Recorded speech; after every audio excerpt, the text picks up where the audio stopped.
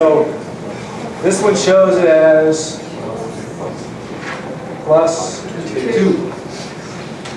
Okay, so this is plus 2. Which proton is lost first? Why this one? How do you know it's this one?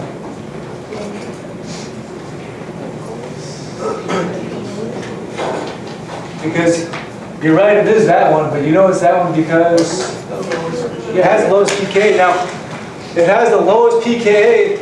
Is this one the strongest acid or the weakest acid with the lowest pKa?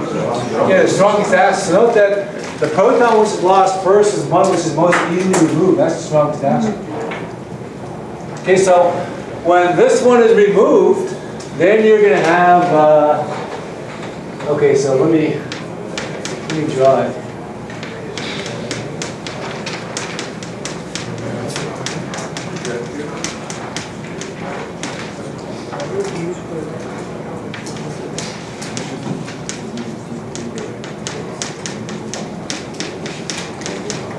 Okay, so when this proton is removed, what's the charge on this in this form of the amino acid? 1. Yeah, plus 1. Which proton is lost next? Yeah, so it's going to be this one. Okay, so when this proton is removed, the form of the amino acid, so, okay, let me, I'll erase this part here. Okay, let's remove one of these protons. What's the charge on this form of the amino acid? Yeah, 0. And then finally, when this last proton is removed, so we'll erase one more proton. So in this case here, the charge on the amino acid is equal to -1. So note that there's 4 different charges to that amino acid. It goes from +2, +1, 0, and -1.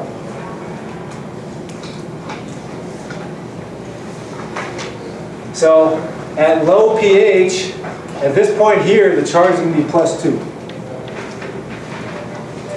At the first endpoint, what's going to be the charge on the amino acid?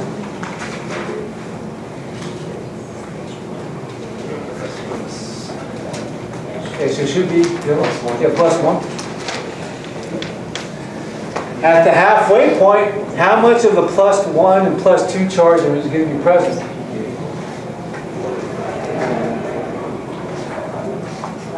Yeah, half. So we did 50% of each. So in this buffer region, we'll have the +2 and the +1 forms of the amino acid present. At the second endpoint, what's going to be the charge on the amino acid? So for this one, it's going to be 0.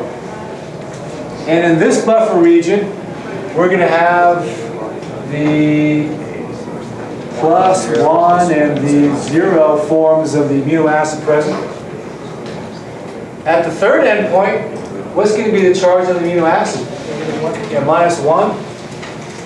And in the third buffer region, there's going to be the 0 and -1 forms of the amino acid present.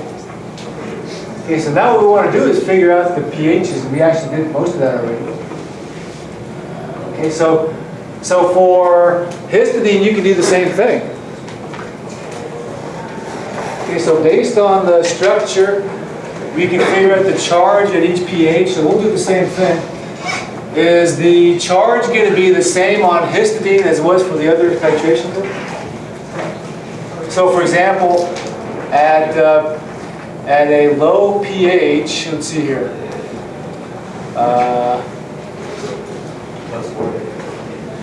Yeah, at a low pH, actually let's see here. Because this one's the one that's lost. And actually at a low pH, this one should look like this. Okay, so at low pH, this is the fully protonated form of histidine.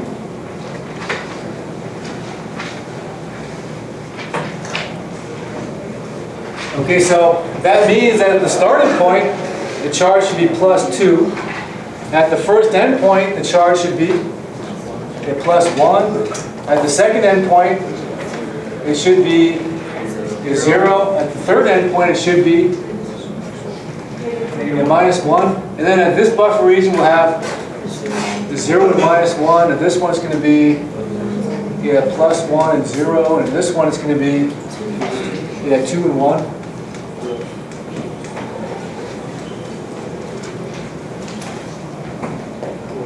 Okay, so how's your calculation coming along for the pH at the starting point and pH at the third endpoint?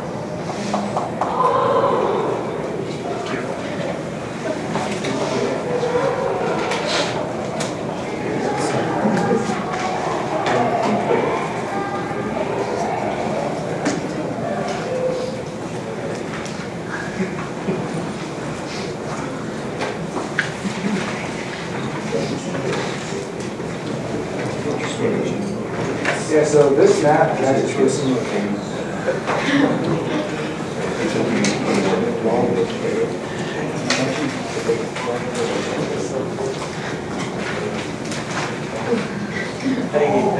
I see the map we're trying to get from here to there, and we're trying to get from here to there.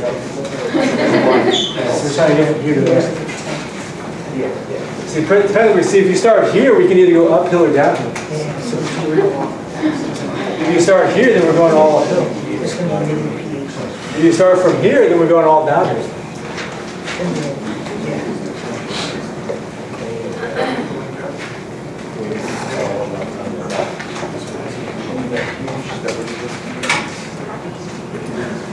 Okay, so does someone have a pH at the first, at the starting point?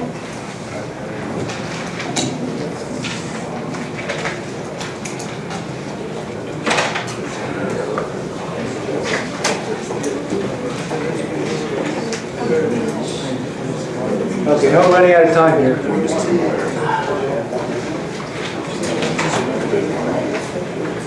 Okay, so let's just do this. For histidine, note that at pH 7.61, the charge on histidine is 0. Okay, let's take a look at lysine. At pH 9.87, the charge equals 0. At pH 7.6, which is somewhere in here, what's the charge of lysine? Okay, so this is about 7.6, somewhere in here. So at pH 7.6, the charge on lysine is, plus, it's going to be partially +1 and partially 0. Is it going to be more of +1 or more of 0? More +1. Yeah, more +1. So can we use a pH of 7.6 to separate the lysine from histidine? Yes, we can. Because note that at that pH, you'll have the +1 charge of lysine, but a 0 charge on histidine.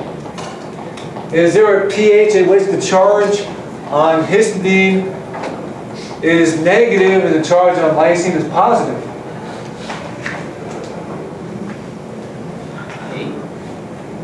So maybe at pH, maybe a slightly higher pH, so at pH of 8,